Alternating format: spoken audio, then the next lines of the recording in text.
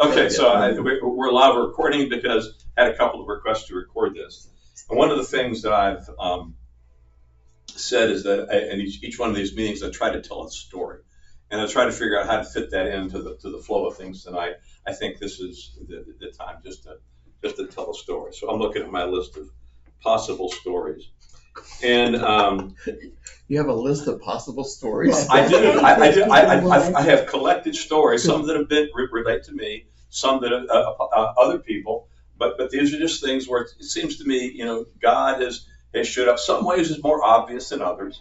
But this one I'll tell is just about a time when after Betty and I had moved to Richmond, and things were, shall we say, financially tight. We had a period of time where we're trying to figure out which bill to pay and not which bill not to pay. We had a problem with pregnancy. There are just a lot of things were going. Job was not going well, and so we started going to Stony Point.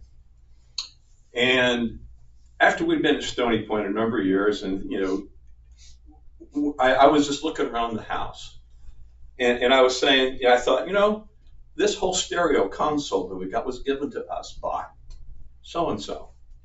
So, the girls' beds were given to us by these people. That sofa was given to us. And then, I went around the house, and we had so many things. And clothes, of course. We have little kids, people, get clothes because their kids have outgrown it. So we had all these things that had been given to us. But the one that to me was the most notable, most memorable from that period of time, there was a woman named Plum Yancey, whom I know some of you know. And Plum was assigned, back to Stony Point had what they called prayer parents. And Plum was given our kids to be the prayer parent for our kids. So we had a special relationship with Plum. And Plum was an incredible woman, still is. I'm sure with the Lord, people are listening to Plum. But having said that, I was driving this car that was not really worth driving, Mm-hmm. It had some problems, and I wasn't able to afford a car, another one, and so it's in this context that Plum comes up to me and she says, "Would you like my car?" I said, "Yeah, I guess. How much?" She says, $1. I say, $1? Yeah, I got to put something on the piece of paper. So Plum, her deal was that she had a cousin who sold cars. And every 2 years, she would get a used car from her cousin. Her cousin would be looking for cream puffs. And she didn't want to buy a new car because it depreciates too fast. So she would get a car, keep it for 2 years, and then she would get rid of it. And so this is the time for her to get another car from her cousin. And so rather than selling her used car, she sold it to us for $1. Mm-hmm. One of the nicest cars I've ever had in my life. Was that the way? Worth every penny. Was the car? That's right. Absolutely worth every penny. Was the car that we got from Plum Yancey. And you say, well, that's not miraculous. No, it's not miraculous. I mean, there are other things that are much more, I think, dramatic in showing God's handiwork. But that whole years of, to be 1978, 1980, that whole 2 years of how God provided for so many things. And then, of course, once I began to be more financially well off, don't need that anymore. And so all those things stopped. But I consider that to be a provision from God, Yes. And just never would never even thought that somebody might do that. Okay, so let me pray, and then I will we'll get in more toward the presentation. Father, we thank you for the time that we can spend together, and I pray that you would use this to encourage our faith and to give us a greater understanding of how you speak to us. In Jesus' name. Okay, so we've got somebody, special guest. He's resting in the background because he, had some, well, you might think of it as a time zone change, but it's really more than that, which I'll explain, and which I'll let him explain in a moment. So I'll go check on him, and I'm going to turn it over to Brad to just give you a little introduction here. Thank you, John. Well, welcome. Tonight, we have a special guest, as John mentioned. Josiah Bar Hezekiah. He will give us an oral presentation of Genesis 1, like he used to do around the campfire during the 40 years that he and the Israelites were wandering in the desert. Before he comes, I want to set the stage in your mind. You and Josiah were children in Egypt. You and your parents were slaves. You saw the waters part, and you walked through the sea and saw the Egyptian army drown. You watched as adults gave gold to Aaron to make a calf, and you were there when Moses presented the Ten Commandments. Years ago, Moses composed an account of the beginning. It is written on some tablets, but mostly it has been memorialized and passed down orally. Often it is delivered around campfire as part of nightly entertainment.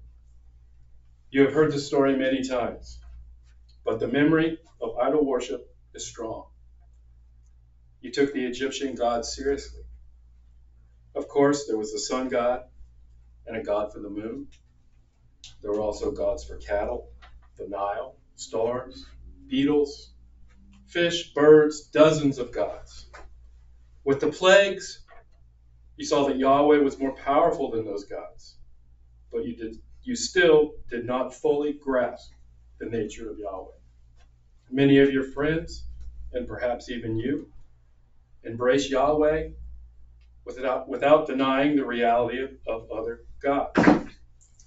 So picture no cell phones, no television, no electric lights. Even with the firelight, the night sky is filled with stars. A crescent moon hangs low above some distant hills. Listen to the story as someone who was a slave with no dignity and who is struggling with the question, who is this God who recently revealed himself? So if you have the right setting in mind, let's welcome Josiah Bar Hezekiah.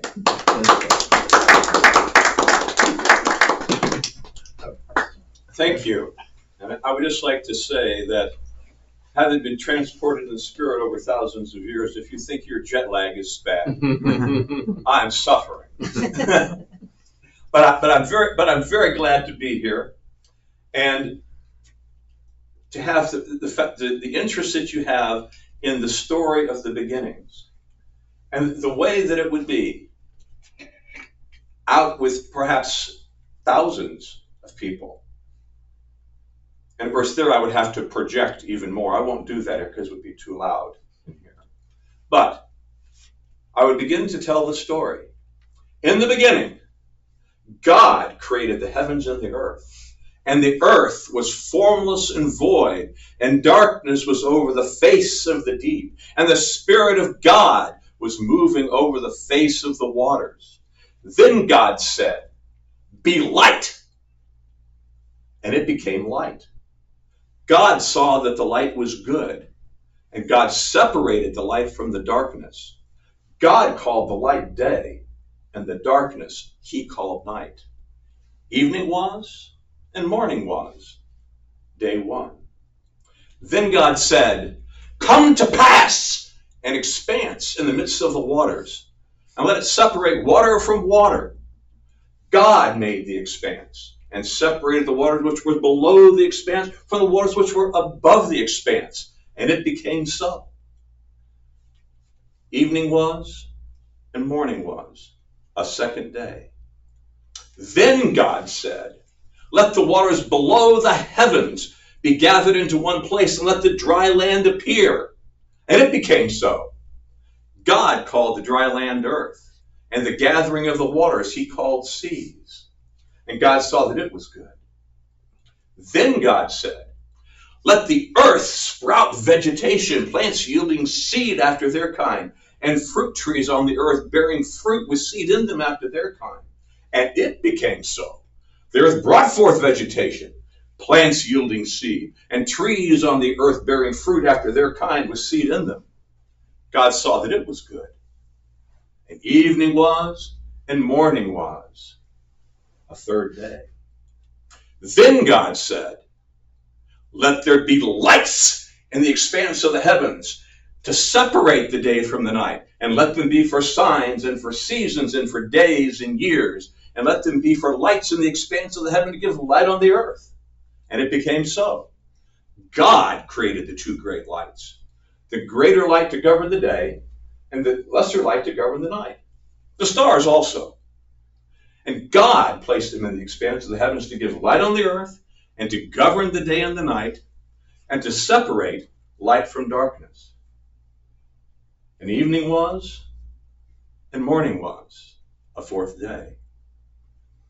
Then God said, let the waters teem with swarms of living creatures, and let birds fly above the earth in the open expanse of the heavens.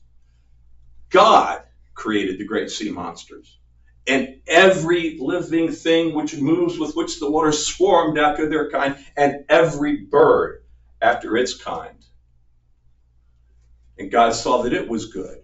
And God blessed them, saying, be fruitful, and multiply, and fill the waters in the seas, and let birds multiply on the earth. Evening was, and morning was, a fifth day. Then God said, let the earth bring forth living creatures after their kind, cattle and creeping things, and beasts of the earth after their kind. And it became so. God made the beasts of the earth after their kind, and the cattle after their kind, and everything that creeps on the ground after its kind. And God saw that it was good.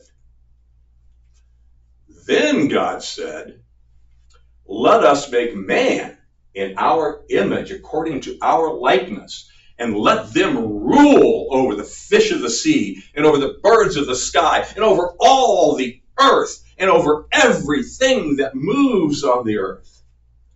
God created man in his own image. In the image of God, he created them. Male and female, he created them. And God blessed them. And God said, be fruitful and multiply, and fill the earth and subdue it. My mind just went blank.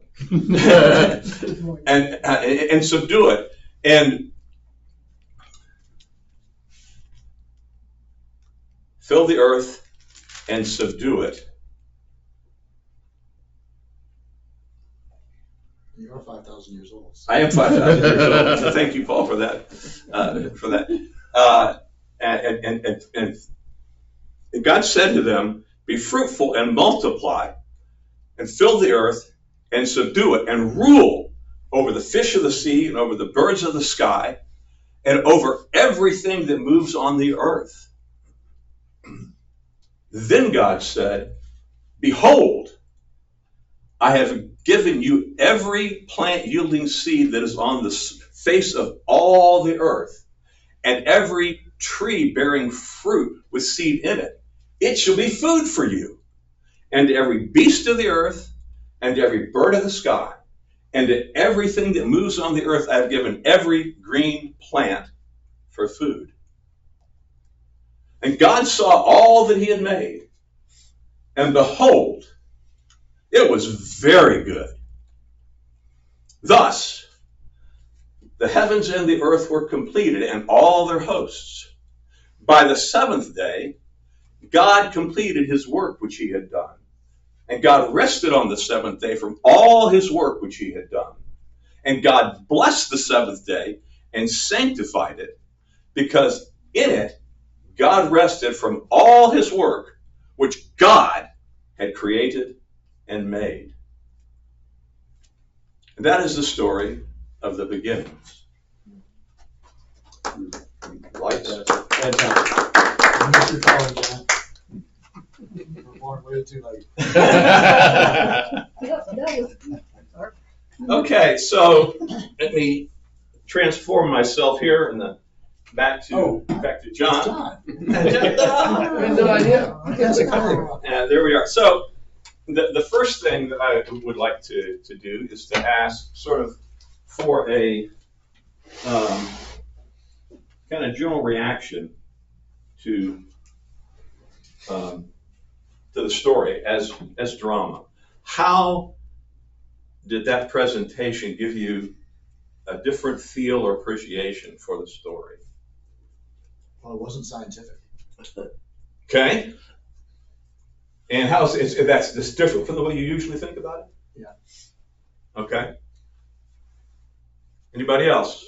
Or else I'll make Paul expound upon that. Paul? Well, usually you think about how long things take and the order of nature and natural processes and stuff like that. Yeah. So what we normally do is we read it with 21st century glasses on. Okay? And it's not that. There's this debate. Is it history or is it allegory? Stop. That's a false dilemma. It doesn't have to be just one type. It's drama. I really believe that's how it was presented in the ancient times. It's drama. Well, it's amazing because they didn't read and write, so they had oral tradition, and it's wonderful that they were able to pass it all down truthfully. Mm-hmm. Now let's remember, they could read. I mean, God put something on those 10 Commandments that was legible. Okay, so I think we can say most of the population did not read. Okay, that's probably very true, but some of the people could read, and it was then passed down orally. But you had some tablets probably that you could reference, and and of course, if you grew up with this, if you guys have kids, you've read stories to, and you try to skip a page because you're trying to get through bedtime, hey, wait, that's not what it says, or you miss a word, they know that story. So kids who've grown up with this, by the time Josiah Bar Hezekiah gets to be an adult, he knows this story. He doesn't get mixed up. He doesn't miss a line. Okay. So any other reactions? Following up on that, it's interesting that the 10 Commandments, I think in Deuteronomy it says post them on the city walls, so everybody, I don't know if you remember if it says see or read. But according to late science, the Semitic languages were born out in really good correlation with the migration of the Israelites out of Egypt through the Levant.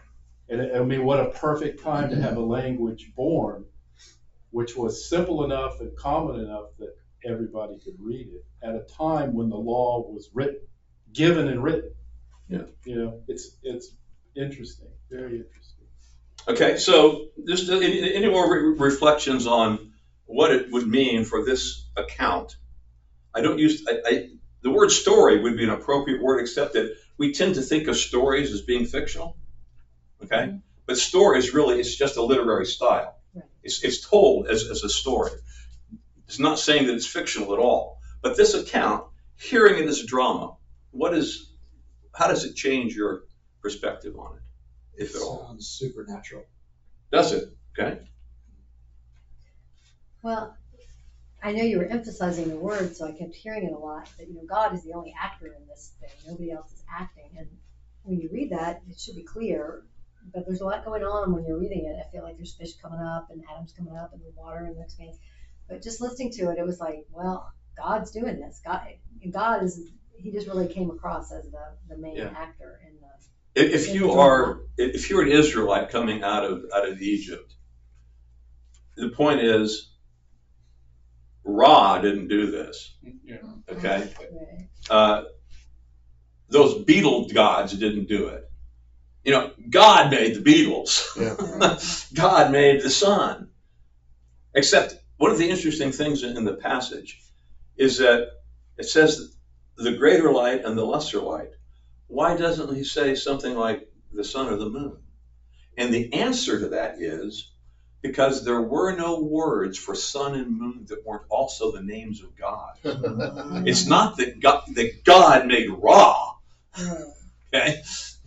But God made the greater light. Right. But the language was such that if you said sun, there was a sun god. And they were so closely related, you couldn't even use the word sun. Okay, so there's also a moon god? Yes, it's also a moon god. That's right. And one for the cattle. And you know, so there were just lots and lots of gods. And so one of the points, theologically, which we'll talk more about the theology next time. I want to get into some specific words here in just a minute. But one of the main points is God made all those other things that you thought were gods. Okay? That's one of the major points of the whole passage. Which brings us to an exercise we're going to do. And so if, Maureen, could you make sure everybody gets one of these and a pen or a writing implement of some kind if they don't have one? And so what you're going to do when you get this, the instructions are on here, and theoretically you could read them and just follow them because I wrote them so clearly no one can misunderstand them. But having said that, what I want you to do is I want you to first of all read through the list without doing anything and kind of look at what's on the list. And then if you don't think this account of Genesis chapter 1 deals with that subject or question at all, just put an X there. You know, that's not going to be considered. Then go through the list again and mark those as a 1. If this is a major point that's there. And then go through it again and mark the rest of them, the ones that you think are the least important as a 5. You know, it's touched on by the account, but it's really not that big of a deal. And if you have anything left, go through it again and put in 2, 3, and 4 to say how sort of how important it is. Okay, so take a few minutes and do that. Should we do this with our current understanding of what we think about things? Based on our- You do it any way you want to do it. You have, if you want to, yes, that's fine.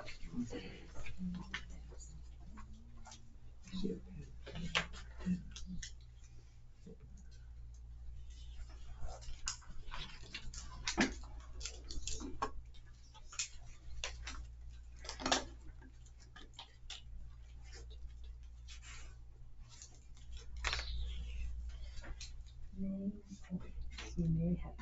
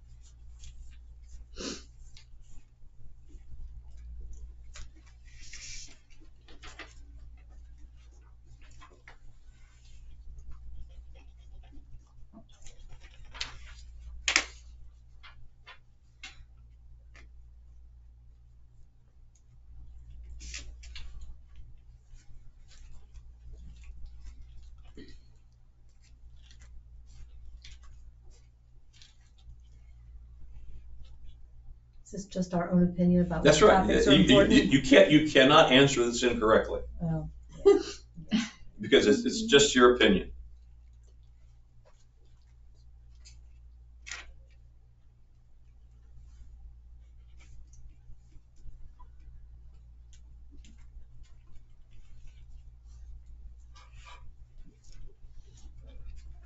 So everybody got the 1s and the X's down?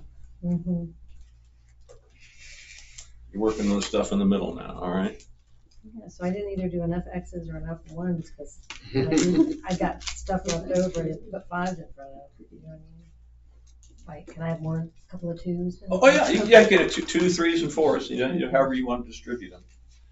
2, 3s and 4s. Okay, let's go ahead, and if you haven't finished, you can be finishing up. These are not the only questions or topics we could have put on a list. You may have some that, you look at that say, I can't believe you didn't ask my favorite topic here, because that's the hobby horse you want to ride. So, did anybody have no X's? You had no X's? No X's. No X's, okay. So what did, how many of you had 2 X's? Anybody have more than 2 X's? How many did you have? 4. 4 X's, okay. How many? 3. 3 X's. 3. Okay, so and we're not necessarily looking for agreement here. The objective, the objective here is to kind of think through this process just a little bit. Okay, so let's go with Paul, because he had the most. What were the 4 that you said were? Why did God create? Okay, and you had something for that. I put 3. I was on the fence. Okay, How are things created? how are That's things? Nilo, my friend, that was unspoken, but in there. I almost put that one down. Yeah. Okay. So far, we're in sync. Keep going. Okay. When was the world created? Agreed. Okay. In the beginning. In the beginning, yeah. Because that was my third one. Four. My gosh. Here we go. Okay, I see. So you can take it. You say at the beginning. It says something about. We're not saying when the beginning was. Okay. The last Yeah. one- When was the beginning? When was the Yeah. beginning? Ah. Okay. And the last one I had probably could be debated, but And they can all be debated, but go ahead. man's relationship to creation. Yeah, I had that one. I didn't think that was enough. I had Oh. made that one 5. Okay. Man in So- Well, so- it was in there. Wait It a would have minute, been he put man in important. I think it was in there. I'd have made it. I put I didn't 1. think it was in there. He was in it and he ruled. He was in it. That's his relationship to the creation, not to the Okay. creator. Okay. So, but Paul has changed his opinion based Oh, wait a on our minute. discussion. It says creation. Man's relationship to creation. Man's race. We're supposed to rule over it. I think Yes. man's relationship to creation is in there, but man's relationship to the creator is not. Oh, how can you see that? I didn't see that at all. I saw Well, in that. his image. He's the Well, one he who's was the made head. in his image. How can So- that so- be? That's not. In his- That's not a one of relation. the Well, options. I didn't see that In his as image. expressly. In his Well, image. Chapter look how 2 he covers his relates. relationship. Yeah. Okay. I So, think that's what I'm going to give it to Keith. translate Wait later. a second. I want to give Keith the floor. Keith, what were you were saying? I was just going to ask for marriage counseling. You all seem to be doing just fine. Well, I don't know. You don't know after. I got it brought home. I changed that one to a 3. You changed that into a 3. Okay. Relationship to create, man's relationship to create a 5 or 4. Man's relationship to creation 5. Oh, but you didn't say they weren't topics. No. Oh, okay. I Just didn't think. lower priority. I'd like to Okay. hear everyone's definition of 1. What should Yeah. you think the most important thing? Yeah. Okay. So we want to get there. So let's go to the ones. What did you get for 1? Anybody want to volunteer?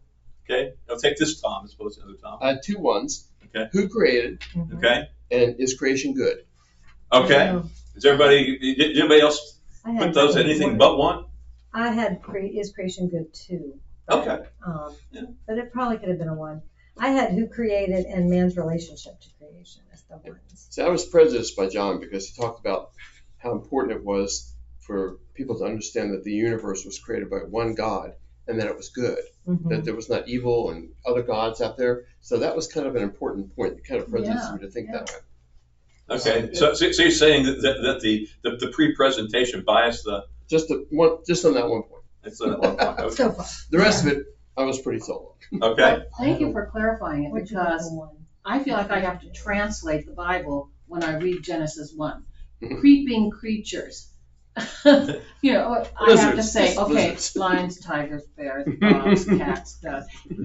I didn't know that they were being very careful with language because they could accidentally refer to an Egyptian god. Thank Yeah. you for saying that. I Yeah. didn't know that. Yeah. So the point here is that, if you want to call the creeping things, it's not clear what those are. Those could it could be a mouse would be a creeping thing, Or a cockroach.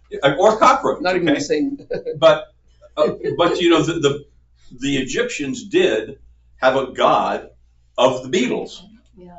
Okay? And the Rolling Stone. And Led Zeppelin. Yeah. So the point here is that, whatever it is, God made it. Right. Okay? And whether it's a mouse or a cockroach or a beetle, the sun, the moon, God made it. So really, what was created should be higher in the topics. Yeah, sure. That it was everything, yeah. But literally the original language of Genesis was such that it would describe the creation, and the creatures created without using terms that would be mixed up with God's. Yes. Is that true? Yes. I never knew that. I know. I'm 72 years old and no one ever said that to me. Yeah. Yes. So, so this is one of the amazing things about Genesis chapter 1, is that it's weaving through this minefield of thought. And you have to, if you stop and think about the mindset of the people who first heard this, and we come to it, okay, I belong to a Reformed tradition, and there is one God, He created everything, all the other gods are false. But that is not what these people thought. They came out of Egypt, and they brought idols with them. Okay? Well, they both And ruined. they had been there hundreds of years, and whatever memory many of them had, it certainly was not the same as Moses' family. Moses' family appears to have been the exception. And they would accept, here is this God who beat Ra and the other gods. That doesn't mean they're not real. It just means this God It's superior. is superior. Okay? So they're not necessarily monotheistic in the same way that we are when we think of it as in the 21st century. This is a very different mindset. And so what this is trying to say is they're not even gods. The God made them. Okay? That's one of the main points. Have anyone here ever heard this It's not before? on here. No. I mean, seriously. Never. I mean, it's like, are you It's a kidding? That's revelation. kind of important, you know? Yeah, I mean, it's an interesting point, that you have to use the words that people know, and if the only words they know for those objects happen to also be the names of gods, then what would you do? So those are the kind of the questions we talked about. And this is just a wordle that shows just by words what is the emphasis of the passage. And so I leave you with that. You can think about it for the next 3 or 4 years, and change your opinions if you so choose. Okay, but because it's not just the word count that makes the difference. Some of it is the fact that you have certain phrases that are repeated, like God, seventh day, seventh day, seventh day. Mm-hmm. And so you've got a lot of things that are related to this. Is it history? Is it poetry? It's semi-poetic. In the Hebrew, it has a meter, but no rhyme. Is it drama? I think it's drama. Yep. And I hope maybe the presentation persuaded you that it actually is. Is it science? Well, it's not science like the magazines I read. Is it describing actual events? Yes, it is. It's actually describing, it's historical in nature, but it's not a scientific presentation. An important thing to understand is what I call the sensus literalis versus literally. Today we say in certain Christian circles we want to take the Bible literally. Well, where did that come from?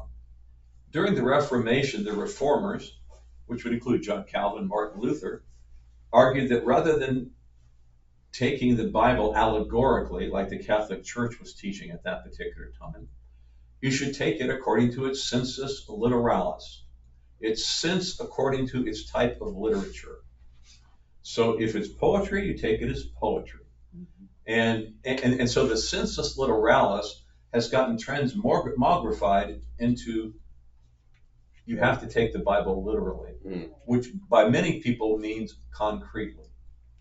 I have to take it as I would a scientific text. Good luck with that. that is not what the reformers were saying. Okay? And so you have to take that into to account. In the Hebrew, they used repetition to make a point. They didn't have a highlighter or bolding or anything like that in the text. And so they used repetition. And so, like for example, in the image of God, he created them. And God created them in his own image. That word own does not exist in the Hebrew. Why did the translators, in some translations, not all, put the word own in there? Because of the Hebrew repetition, it is emphasizing the personalness and the possessiveness of that. So that rather than just saying God made us in his image, to say God made us in his own image is how you would get that emphasis that would come in the Hebrew by the repetition. Okay, so there's a whole kinds of issues here that get into translation and meaning, which we can talk about. And then there's parallelism in structure. And here, what I'd like you to see is that from the passage, the very beginning, in the beginning, God created the heavens and the earth. Let me ask you that. When it says God created the heavens and the earth, did the heavens exist at that point in verse 1? In the beginning, God created the heavens and the earth. And the earth was formless and void. So yeah. Okay? But was it just the empty heavens? Okay? So certainly if you're a Hebrew sitting under the stars and by firelight, and the person speaking says God created the heavens and the earth and points to the sky, you're not thinking of an empty heavens. The heavens is already there and created. That becomes important when you try to interpret day 4. Yeah, because you don't have the sun and the moon. And because they're mentioned on day 4 there doesn't mean that they were created. They were already created. Because if they weren't, the earth would have a hard time being formed in any form because it would be a solid block of ice. Well, you see, you're thinking scientifically, right? So let's try. Forgive me. That's I'm right. sorry. No, I understand. We're 21st century. It's my natural bent. Yeah, I understand. You also said created sun and moon. You got to say it. It's not sun and moon. You- It's the bright light. That's right. It's The the big bright light. lights. The light. Forgive me. It's the greater light, lesser light. Okay. So, if I were to tell a story and I would say, once upon a time in a kingdom in the mountains, there was a hamlet. In this hamlet, there was a blacksmith. What's the story going to be about? The blacksmith. And Hamlet. In a hamlet. Okay. In the beginning, God created the heavens and the earth was formless and void. What's it going to be about? The earth. The earth. Okay. And that's what the whole rest of the story is about. That's just a literary structure. It's also a viewpoint too, which is important later. Yeah. We will get to that. Maybe not this time, but in one of the presentations. So this is the overarching thing. And the earth was formless and void. Okay, so the first 3 days, God is giving form.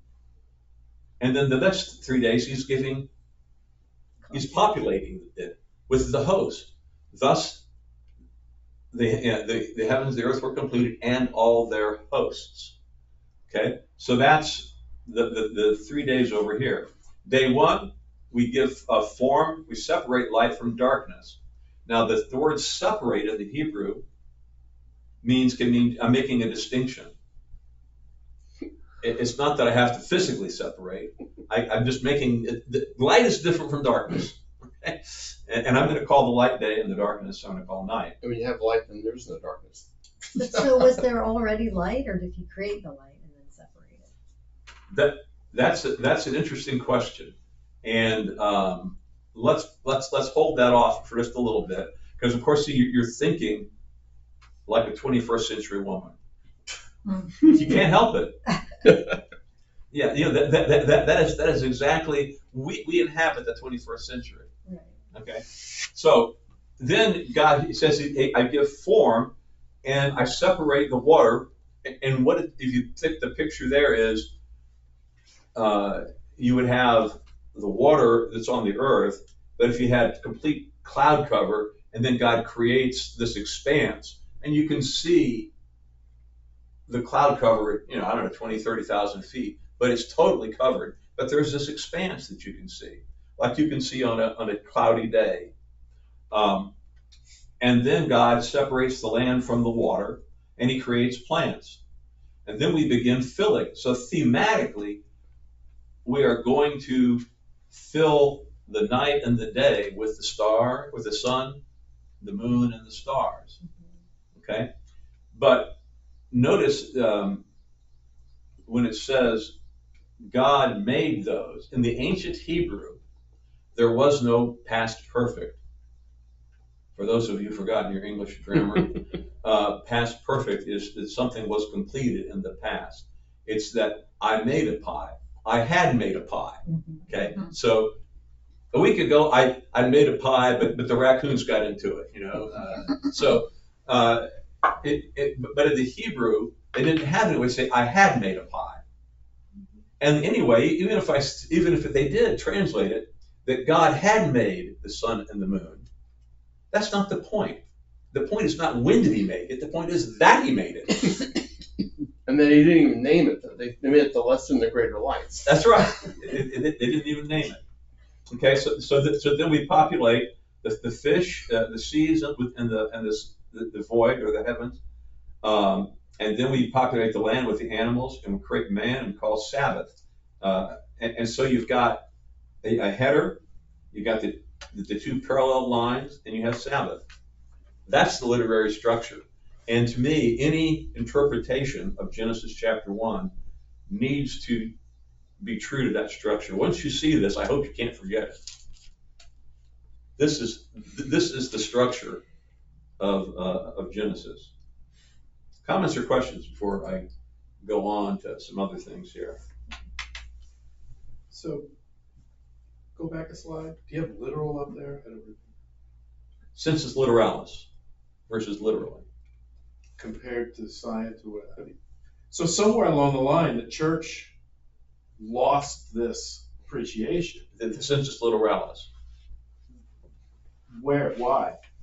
Why? Well, I mean, so I'm sitting there, I'm thinking throughout history when science started coming on, because the way I view it when this was written, Genesis1, the competition, the other story to compete with it were the other gods, right? If somebody were to come along and see Josiah talking this way and wanted to challenge it, they would say, I have an alternative explanation. It's multiple gods, right? Today, to me, that's no longer the competition. The competition is science. The competition is how we know the world and the universe exists today, which back then they had no idea, no clue. Right. And the church persecute heretics, Galileo, even though some of the stories are overblown. Somewhere along the line, the church had a problem when people did not take it literal. Yes. You see what I'm saying? Yes. Where did they lose that? Well. Okay. So if it was always meant to be taken that way, and it always was that way, somewhere along the line, the church. Well, see, right. Does that make sense? What I'm asking? Well, I think the question it makes sense certainly, but I think you have to remember the meaning of Genesis was debated by the rabbis long before there was a church. There was not consensus. Let me say it this way: Galileo, Copernicus, they came along and they started interpreting nature, and it really conflicted with Genesis. The church had a problem with that. Why didn't the church just say, well, we don't, that's irrelevant to us. You can think it however you want, and they even accept it. Well, okay. Somewhere along the path, the church got off. Well, see, I'm not sure. I don't know that the church started on the path, because some of this has come to light because of modern research of non-biblical texts, where they begin to see these patterns, and you see it maybe somewhere else. They say, oh, this was a literary pattern. It's in the Bible also. Right, and then you see it's in the Bible. But the church 1,000 years ago didn't have the modern research. They didn't have the papyri that we have today. We have so much. When this was given in the wilderness, the people hearing it is it literal drama? It never even entered their mind. It never wasn't even a part came of up. it. Yeah, it was just, it probably it was just never factual. an issue. Yeah. It was Maybe- probably never an issue for the original people. So, But- so, go ahead. Sorry, I'm doing too much talking. But it did push back on the multi-god neighbors in Egypt and Mesopotamia and all that. It clearly did that, no matter how you write it. Right. Whether it's poetry or whatever. It's Yeah. point blank. Yeah. There's one God. Okay. Keith. So it seems to me that where we're going with this is that when God made it, everything was already there. I mean, he spoke it and it all came into being at the same time. I think that's where the structure only helps us understand, the form and the filling, the void and the filling.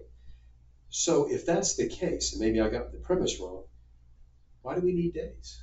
Okay, let's hold that for just a second here. Let me go through one slide and then we'll come to that. Okay.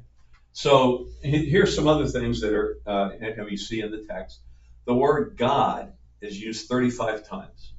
Just to make the point. Yeah, and so it's 7 times 5. 7 is a number is a number that's going to show up here a lot of times. God said occurs 10 times, 3 for man, and 7 for the rest of creation. God saw it was good occurs 7 times. I mean, this is not structured like a scientific text. When you this is a given a lot of thought there. The word create is used in 3 different places, and third times it's used 3 times. Let there be 3 times. For the things below, you have 7 different verbs in the Hebrew. According to their kind, or its kind, is 10 times. It was so 7 times. A naming or blessing occurs 7 times. And the expression seventh day occurs 3 times. Seventh day. All the other days Seventh just day. get one, right? Yes, yeah. Day 1, 2, 6 is just mentioned one time. Yes, all the other days are mentioned once, but we're hitting that 3 times into the Hebrew ear. That would have said this is important. So the Sabbath is more important than any other day of the week. Well, Yeah. there's a surprise. Okay, so I've got a little. You ignore that little white thing there. I was playing with this. So here, let's take some words of particular phrases here. And since Keith has already talked about beginning, let's click on beginning. And if somebody would look up Genesis 10:10, and somebody else look up Job 42:12. If you got Bibles on your phone, I'm sure some of you do. You can look up that. What do you got there, 10:10? Brad? Yeah. 10. Genesis 10:10. What does that say? The first centers of his kingdom were Babylon, Erech, Akkad, Calneh, and Shinar. Okay, so now you have to back up a verse to get who are we talking about here? So 9, he was mighty hunter before the Nimrod. Nimrod. So we're talking about Nimrod. It says the beginning of his kingdom was what? Babylon, Iraq. Oh, yeah. Kid. Yep, go ahead. Okay, the beginning of his kingdom was a list of cities. Now, here's the question. How long was that beginning? Years. Many years. Okay? Has somebody got Job 42:12? The Lord blessed the later days of Job more than his beginning. Okay? How long was that beginning? Like his whole life. It's all life up to that point, right? Okay, so here's the point. We have this tendency, I think, to hear the word beginning and to think of a gun going off and the race begins. The beginning, an instant. This beginning could have been 13 billion years. Okay?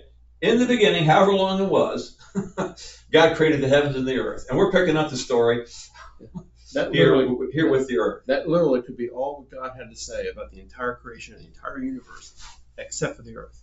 The whole universe is one line, and then the rest of its concentration is on the earth. Why? That's because that's where we are. Yeah, this is for important us. enough. Okay, so at that particular point, we don't need to get into nuclear physics and relativity. We can skip all these things 4,000 years ago. Just not an issue. So the beginning, it doesn't say how long it was. Is that addressing your thought, your issue? So the literary style, why say days if you don't need to? Well, okay, that's a good question. Anybody have any thoughts? I have some thoughts before I give my thoughts. Anybody? Yeah, King James translated it into English. English has, I'll say it wrong, so many more words than the Hebrews do. And so within very few words of the Hebrew language, they packed a whole lot of meanings. And the word they used for day was yom. And yom could be a 24-hour day, or it could be a few months, it could be a few billion years. But that was the only word that they had to. Literally could mean 24-hour day, all the daylight hours, or part of the daylight hours, or a long but finite period of time, like an epoch. Doesn't seem like a very useful word, really. Well, there was only 3,500 words in ancient Hebrew. So Yeah, how long today we got a day? like 1.5 million in English, so you got so many more words to describe things. But that was the 4 literal meanings of the word yom. Right. So any 4 of those could be put in there literally. Okay. Now, let me give you this. This is my own thinking on this. I've looked for other people who teach this that be more authoritative than I have not found anyone. So you're taking the position. What does that What does that say? I'm going to take a position here, and that is in English. This is where the problems comes. In English, we have the word 7, and we have the word week. Linguistically, they are not related at all. Okay? In Hebrew, 7, Sheva, and week, Shavua, have the same root. A week, a calendar week, is a type of 7. This, and the word 7 represents completion, okay, perfection. So we're going to tell the story of creation to the completion. We're going to tell it in a 7. Yeah. Okay. Well, what is a 7 divided into? A 7 is very naturally divided into days, especially if I'm trying to tell it in sort of a semi-chronological fashion. So to the Hebrew mind, using a yom, a day, to describe a period of a 7 seems perfectly natural. It doesn't seem that to us because we don't think, oh, that's a 7. That's a week and a 7, and we don't have special meaning to 7. Is there any implication in the text itself that would make you think each of these days are even the same length of time? Well, that's an interesting question. Let's take a look at a couple of words here, and see here a couple. Now, the Bible literalists that I've talked to say that simply because it says, and then there was night and then there was day, means that it's a day. That's what, Like a day.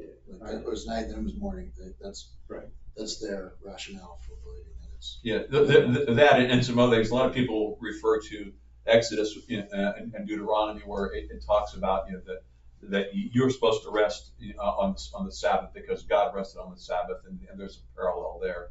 And so that has to, it can't be just a literary parallel. It has to be an actual concrete parallel. So going to that, I mean, that's a really great point that I've forgotten, but to make a connection with.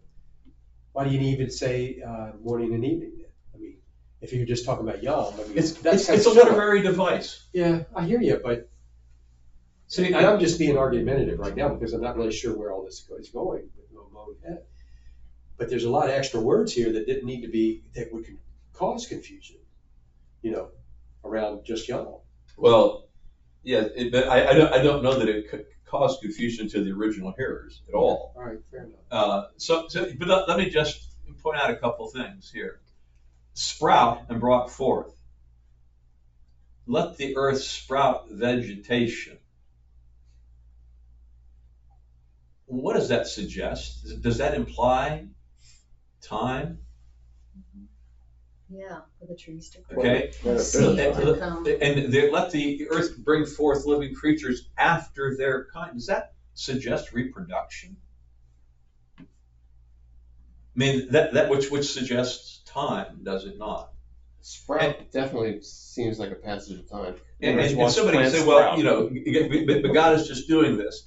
And so, and some of it comes from the feeling of the word was. Maybe you didn't notice, but I said, and it became so. I didn't say, and it was so. Okay? Now, the word that is used for was, do I have that? Let me go back here. Do I have? Was. There it is. Let's go over here. And what you can see over here, these are all the different ways that one word is translated. Okay? So depending upon the context, it can be translated, it became. So that it's a translation decision. And when you're trying to translate this, you're trying to translate it and be somewhat true to the poetic form of it. And so using was can make perfect sense. But there are people who hear that was, and when they read into the text, and it was that way instantly. The text doesn't demand that at all. Okay? So, and you have this in Genesis 10:8. Can somebody look up Genesis 10:8, which is one of the places where it's translated as and became, and somebody else look up Genesis 13:3.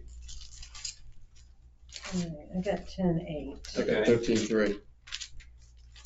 The one about Cush?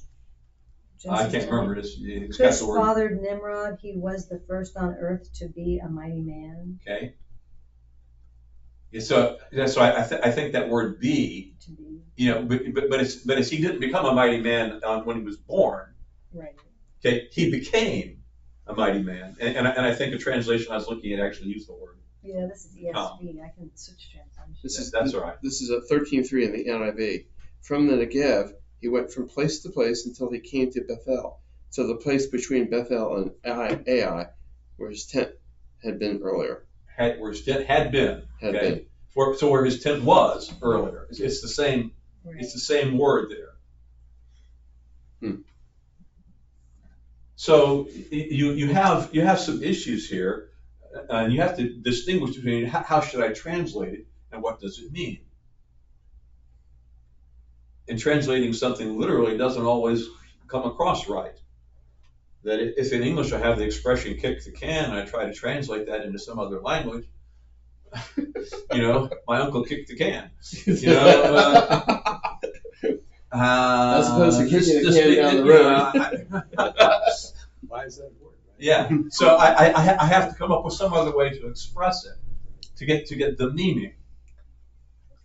You know, well, Moses writing this down and telling it around the campfires in the desert, that's hundreds and hundreds of years after, say, Adam. I mean, Adam telling it to Lamech, telling it to Noah. Well, see, Kind of interesting to hear what. well, in my mind, I would not expect that to have come from Adam. I would have expected God to have revealed it to Moses. That's not given to us in Scripture exactly how Moses got it. So all these guys down to eons didn't have a clue how the universe came to be. Probably most of them didn't. No. And that's how we ended up with gods, because they had no other explanations. Yeah. They had no way of knowing.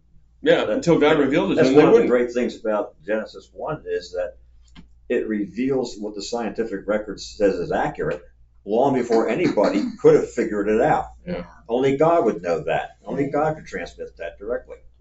Right. Okay, we talked about, here, let's talk about this one. This is now. Genesis 1:27. It says, God created man in his own image. In the image of God, he created him. Male and female, he created them. Okay, so here's the question. From this verse alone, without using it, from this account, from the Genesis 1 account alone, how much time was there between the creation of Adam and Eve? So we don't even know Adam and Eve out of this account, do we? I've got a more important question. It sounds like he created them simultaneously. If man and woman were created in God's image, then how come God's referred to as he? Well, that's another interesting question. That's another interesting question. We do have that he prefers people. That's his preference. He calls. So I mean, God has feminine characteristics and masculine characteristics. He's got them both. Yeah. You know? But by his own wording, he wants to be called he, so we call him he. Yeah. Father. To me, that's partly, because he's reflecting Patriarchy. the authoritarian, the Of course. authority that the culture understands to be associated with the male. But if you view image as a physical, if the image is the spirit, the soul, the consciousness, then it makes perfect sense, right? what makes perfect sense? That's God created man in his own image. In the image of God, he created him, male and female, he created them. Okay. That if you're thinking the image, the created, is a physical, male, female, white, black, whatever, it's like, okay, you got all these in his image, but his image.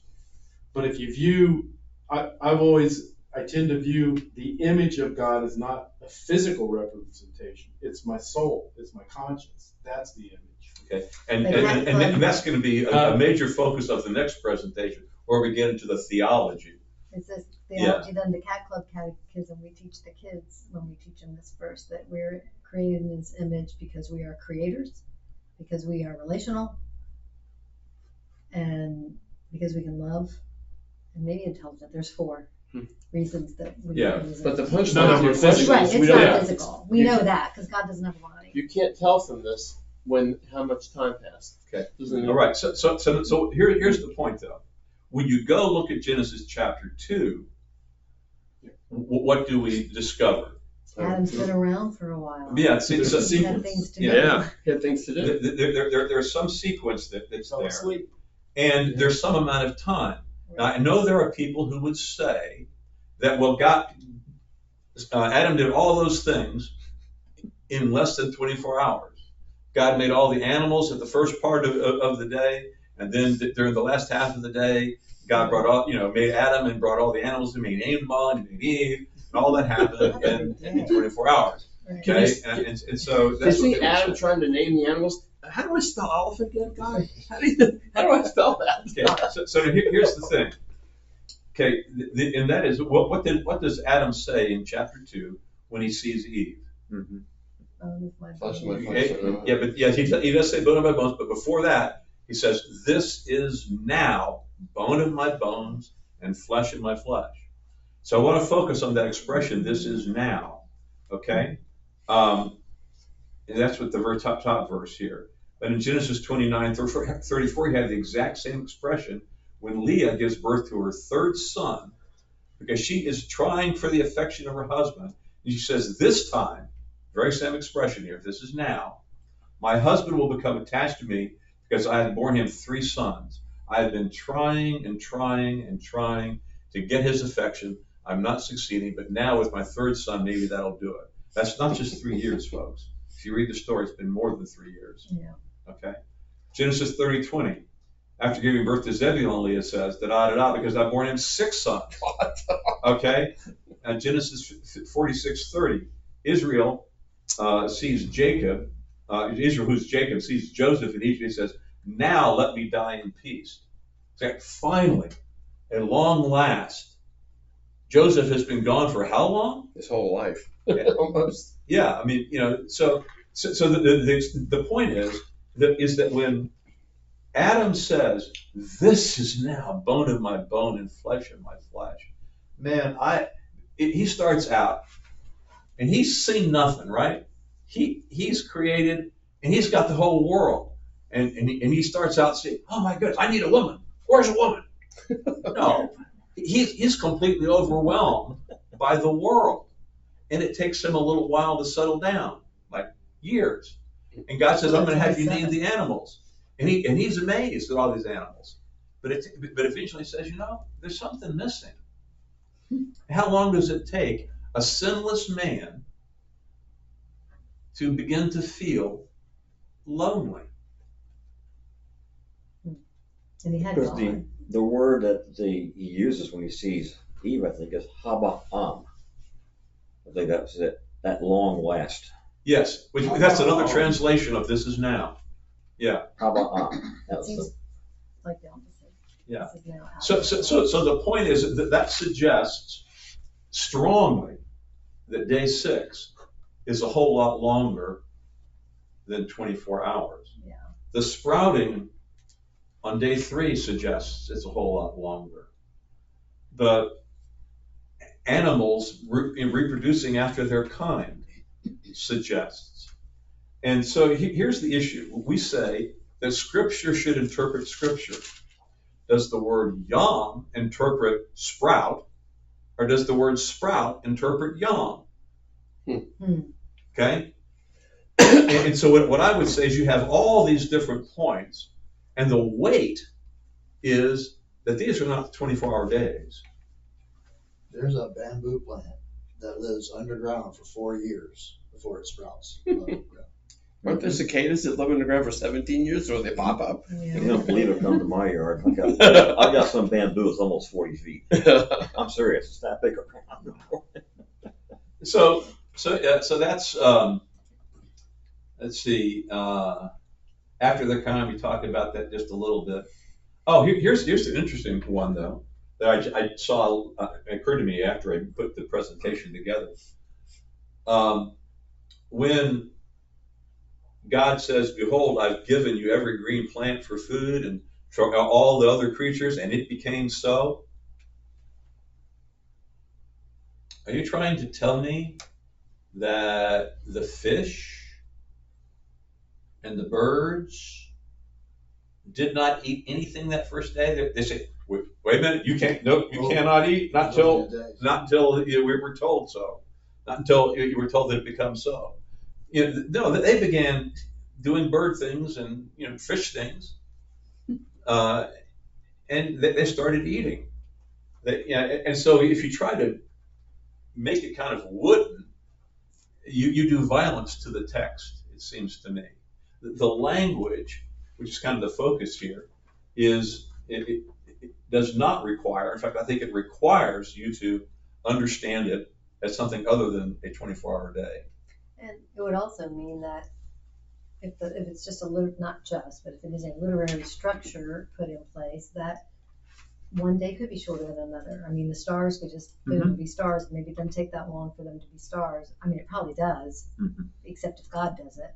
But you could see sprout taking time. You could see loneliness taking time. You don't necessarily see the stars taking time. Well, you would now, but they wouldn't. Now we would see, but then they didn't have any idea what the stars were. Right. But it doesn't all take the same amount of time. No. No, it doesn't. So when you look at your little sheet that I handed out, and the question is, how long did it take? Or I think that's one of the things, maybe it didn't. Yeah, how long did it take to create? Right. I don't think it's answered at all. No. So it says many times, and there was evening, there was morning, the third day. Beginning and end. How do you fold that into that? Beginning and end. It's just a literary. Right. Start It's and a finish. representation of completion for that part of creation. After the sun and moon. It's just so easy to interpret that literally. Well, it The certainly sun is and the for us. moon were created, and then every creation day after that, there was evening, there was morning. But even before that, there was evening and morning. Evening and morning before the sun and moon were quote created. Right. Sure. Really But maybe not But how clear would, from the surface of the earth. but how would it be 24 hours if it wasn't there? Okay. So it's almost 8:30. It's getting close. So I'd like to just mention a few books here. So I try to point out some books at the end of each presentation. And so this one right here, you could come look at these. Actually, I have extra ones of this one right here. Reading Genesis1. This is one of the best treatments of the Hebrew language. And he actually has a smaller one. I think you can get it for $3, which is a summary of the key points of the Hebrew. Who wrote that? Rodney Whitefield, and it's good. You rather than going to buy, here you go. We got one for you. The Genesis debate. This is good because it has 3 different views that are presented: the 24-hour view, the day-age view, which is presented by Hugh Ross and Gleason Archer, and the framework view. Now, what I presented up here is the framework view. I believe that the framework view can mesh very nicely with the day-age view. Okay, they're not contradictory. Okay, but if you're going to just take the text by itself, I am a framework guy. Having said that, I think that the framework accommodates long periods of time, and we'll get into that not in the next lesson, but in the one after that when we talk about Genesis 1 and the science. So the format of this book is each of the writers of the team, each two people presenting it, write their case, and then they gave their case to each of the other teams. The other teams critiqued, and then the people responded. Oh, Okay, so you get sort of a kind of a back and forth right. out of this book, and I think it's a good read. This one is In the Beginning by Henri Blocher, and it is dealing largely with the theology and the meaning of Genesis. But it's a very good book to think through. How did people think about this back then? You know, how do you take it? So these are 3 books that you might want to consider. And why don't you stop the recording now? And someday we'll check and see how it turned out. Can I present a couple of the books over here? Sure, you Also can put up some of the you books can over there take too. these. Got it? Donation is voluntary. Hey, A John. Matter of Days explains Yom, and I read this first. For a non-scientific person, this is the best place to start, because a lot of people who work with Hugh Ross, they're brilliant scientists. And some of these others, it's a good idea to know some science, but A Matter of Days is for everybody. Also, Navigating Genesis, some of what we've been talking about tonight, and they are for you to take them. These Always Be Ready is evangelistic. And many of these others, though, flip through them and see if they're scientific and maybe beyond you or what you love. So anyway, these are for people to actually take.